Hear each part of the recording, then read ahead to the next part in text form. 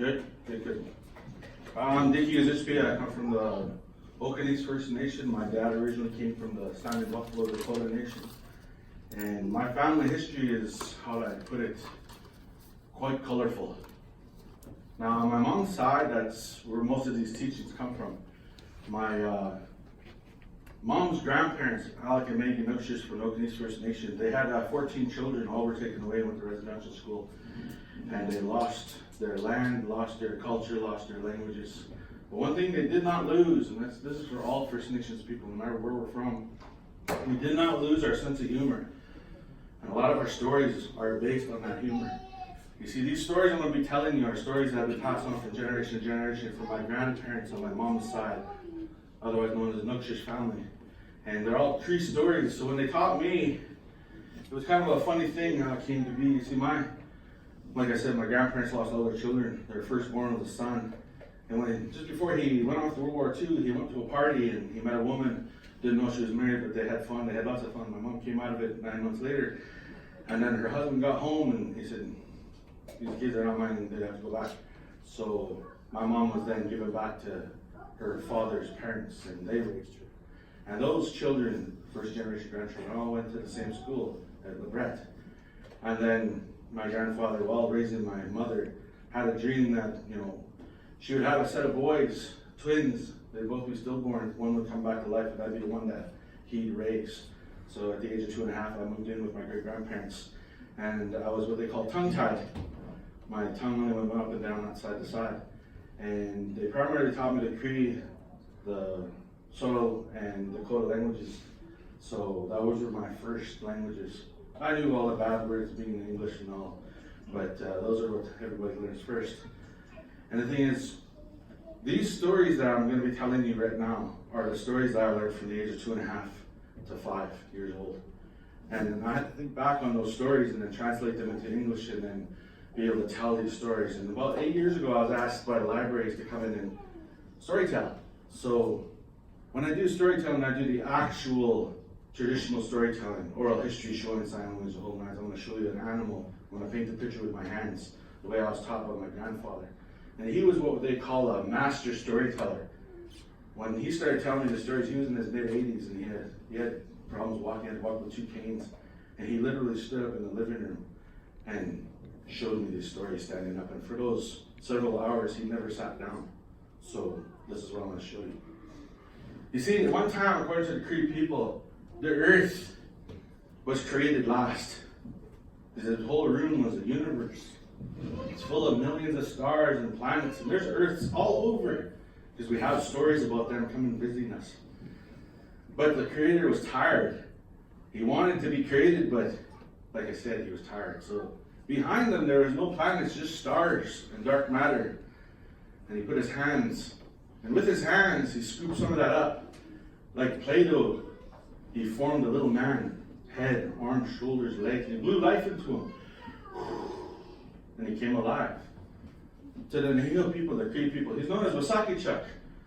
To the Ojibwe people, he's Nanabush. And to the Dakotas, he's Inkatomi. But today it's Cree, so just Wasakichuk. And he's a joker. He was a trickster. His job was to create life on earth, to make earth, land, make all the animals, and then people. Teach them right from wrong and make them get along and live harmoniously together. So of course he's a joker. And this is how the story goes. The Creator had lifted him up in his hands and he dropped them. And of course he's a joker, so he's falling. And the Creator's telling him all his job he has to do. And he's big joker, he's kicking his hands and his legs and he's falling. The Creator took 2 steps back, saw Earth, which was just a water planet, and Wasakichuk. He ran up and kicked him like a soccer ball. Boom! And he goes, yay! Right into Earth. He's a joker. He's a spirit being. He could just float in midair, but no. He sees the water and takes a deep breath and dives in. Splash. For days and days and days he swam. When he was hungry, he ate. Some creatures tried to eat him, but he changed them. For instance, all these stories I'm telling you, my grandparents never went to school, never read. My grandfather didn't know how to read or write. But he never had names for these creatures, but he had these stories about all these creatures. He said there was this 16 tentacle thing, grabbed him, tried to pull him down, tried to eat him. So he pulled out his knife and cut him in two, creating two different animals. You see, that's what he did. But for days and days, he knew he had a job to do, but he was just joking around. Finally, the Creator got mad at him, came up to earth, and put his hands together, and he yelled into earth, "Hey, what's up, Chop? You have a job to do." Of course, on earth, it's shaking now. The Creator's yelling at him. So he remember, "Oh, yeah, okay, all right. Okay. So he stood up, and he yelled, "I need help, I need help, I need help, I need help, I need help, I need help, I need help, I need help." And it's echoing all over, loud voice. From the water came up this giant animal, a giant beaver swam up to him. So they shook hands, introduced each other. Then he told the beaver, "Go down, get me some mud and bring it up." Beaver looked at him, "No." "Like I said, Beaver, go down, get me some mud, or else." Beaver said, "Or else what?" "I'll eat you." So of course, Beaver being the chicken that he is, he dove down. Grabbed mud, brought it up. Saskatoon took the mud in his hand, he smelled it, tried to eat it, didn't taste too good, but he blew into it to dry it out. He sang a song, said a prayer, and where he stood, he sprinkled it all the way around him. It was all done. Cleaned his hands and looked back and forth. He could look into the water and see giant shadows of fish swimming away from him in all directions. Clouds start forming, thunder start going. Underneath him, he saw something dark coming up. And where he stood, a little piece of land pushed his feet out of the water. He was standing there. He looked up at the sky and he yelled, "Hey, Creator! I made land! I told you how to do it. I made it!" Not too long after, he heard this big voice. "Not big enough." Oh, okay, right. So now he's thinking. How am I going to make this bigger? And he yelled for help. Nothing happened. He looked in the distance. Nothing happened. But the sunlight was slowly traveling over. Now he's getting kind of mad at himself, getting angry. In his anger, he stomped his foot. When he stomped his foot, the land came up. So he stomped his other foot. It came up a little more. So he looked into his satchel. That's his bag. A bunch of kids asked him, "What's a satchel?" "It's a bag." Pulled out his drum. Where he stood, he sang. And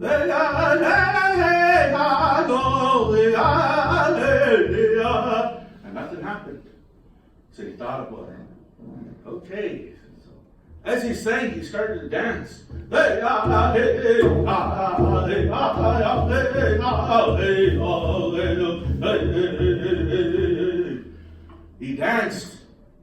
He danced for days.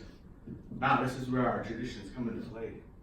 For 4 days and 4 nights, he danced non-stop, singing and dancing. At this time, that's where my mushroom told me all the different kinds of power dancing there was. That's traditional men's grass, chicken dance, all these, even women dances. He did them all.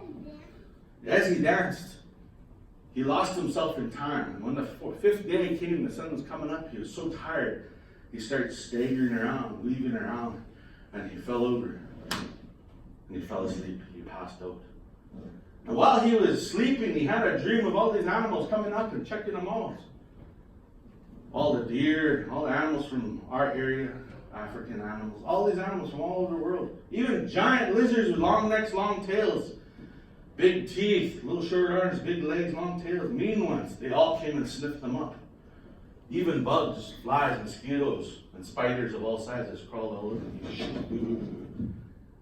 That was kind of freaky, he said. But he remembered the lost animal. Remember, our humor is funny. This giant dog came up and sniffed him. Sniffed his feet, sniffed his privates all the way to his chest, sniffed his arm, licked his ear, and breathed in his face. And all he could remember was that smelly breath. And that big dog walked away. In his dream, he was thinking, "Oh, thank you. He left me alone." That dog stopped, turned around, looked at him, and laughed. And walked up to him. So now the dog's coming closer. Saskatoon laying here, his feet, his privates, chest, his head. The animal slept on him. Out there, lifted up his leg and peed on him. And that's what made him wake up. He touching his face. Oh, thank you. It's just a dream. But then he stood up, down in the highest hill. He started looking around. looking. He made the land so big that he couldn't see the water anymore. There's mountains, valleys, lakes. But say this drum is that land he made, a big round piece of land. We called it the turtle's back. Now, go back in history. The first continent was known as Pangea, where all life began. That's is where we're talking about.